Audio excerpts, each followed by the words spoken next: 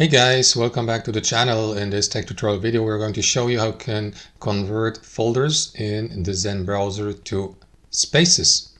So let us dive into this. So head over to the Zen browser on your device, and here on the left sidebar you'll see the space section. If you don't see it, expand it here. Now there's that default folder, for instance Zen Basics. Let us use this one for demonstration purposes and convert it into a space. You can create also a space by clicking into this button. Now what you want to do is here right click into the given folder. You may rename it, change the icon, create a subfolder, or move it to a different space, and below that you will see that option, convert folder to space.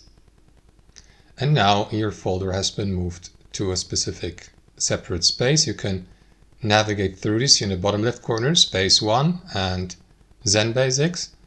And for instance, use it for instance to save tabs